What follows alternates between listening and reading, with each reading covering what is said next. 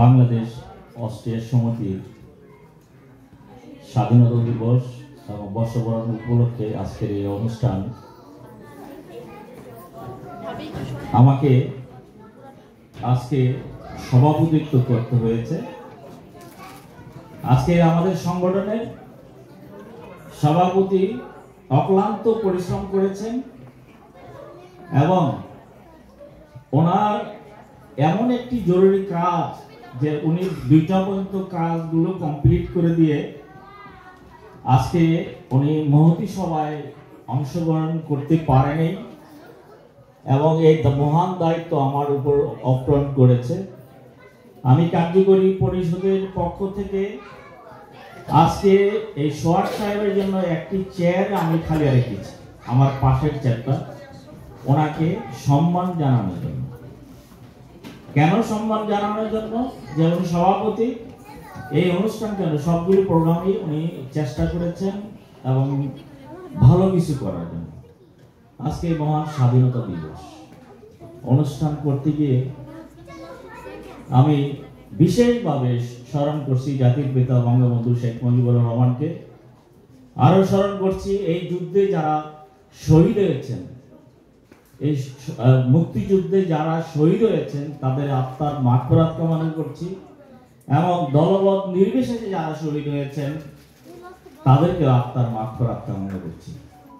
বাংলাদেশ হয়েছে বলে আজকে আমরা স্বাধীনতা দিবস করতে পারছি।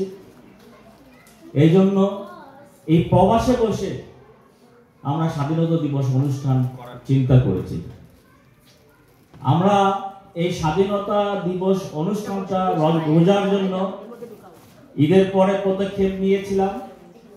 আমরা কোথাও ভিয়েনাতে রবিবারের হল পাচ্ছিলাম না, তাই আমাদের বাধ্য হয়ে শনিবারের বারটাকে আমাদের পক্ষ থেকে চয়েস করতে হয়েছে।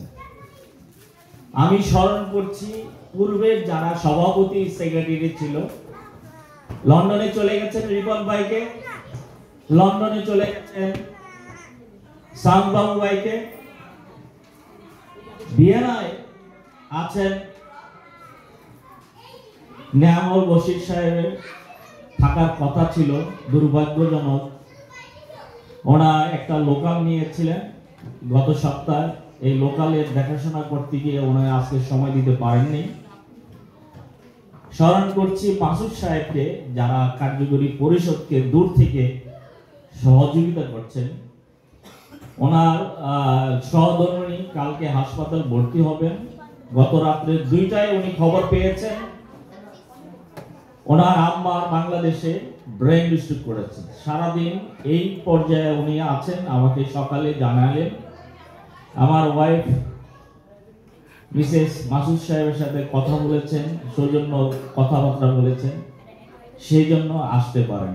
আমাদের আছে সুমন ভাই, আছে অ্যাপোলো, তারা শনিবার দিন এদের ছুটি পাওয়া একটু কষ্টদায়ক, এই জন্য যে ওরা আসতে পারেনি।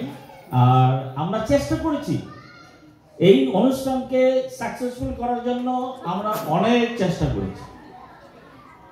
আমরা একজন ভালো হল নিয়েছি, ভালো একজন সাউন্ড সিস্টেম নিয়েছি, ভালো একজন উপস্থাপিকা কালচার প্রোগ্রামের জন্য আমরা অর্গানাইজ করে চয়েস করেছি।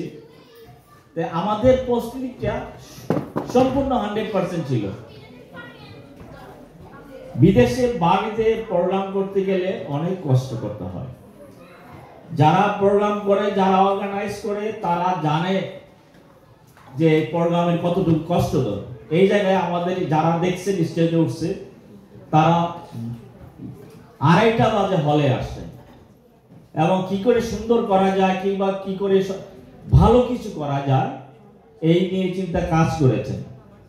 তাই আমাদের কার্যকরী পরিষদ বর্তমান কমিটি, বাংলাদেশ অস্ট্রিয়া সমিতির বর্তমান কমিটি চেষ্টা করে কোনো ত্রুটি রাখে নাই। আজকে আমাদের এই প্রোগ্রাম শেষে আপনাদের জন্য আপ্যায়নের ব্যবস্থা আছে, আপনারা মেহেরবানি করে এই আপ্যায়নের আমাদের নিয়ে সম্মানিত করবেন, কারণ আপনারা আমাদের প্রবাসী শক্তি, প্রবাসীকে শক্তি হিসেবে নিয়ে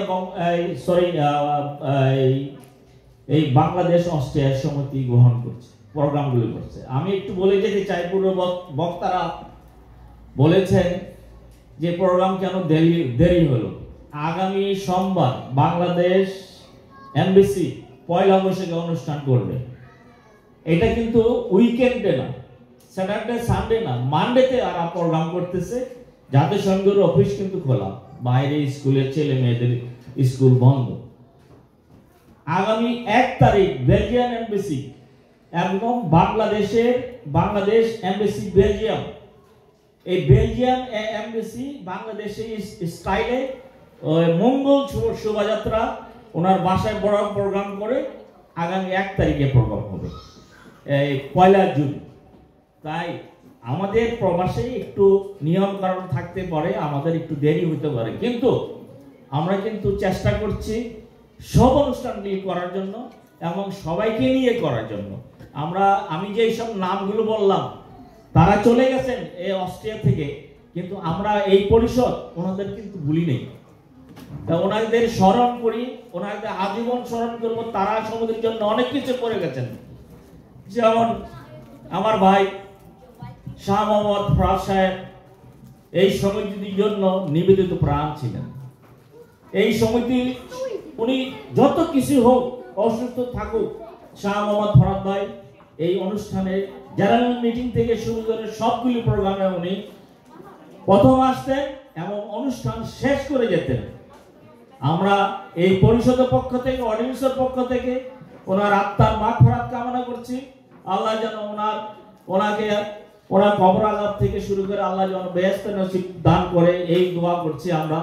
আমরা এই পরিষদ সবাইকে নিয়ে কাজ করতে চাই, সবাইকে স্মরণ করতে চাই এবং প্রবাসী মা বোন যারা আছে সবাইকে নিয়ে আমাদের এই অগ্রযাত্রাটা যেন করতে হয়। আপনারা আমাদের ভুল হতে পারে, ভুল মানুষেরই হবে।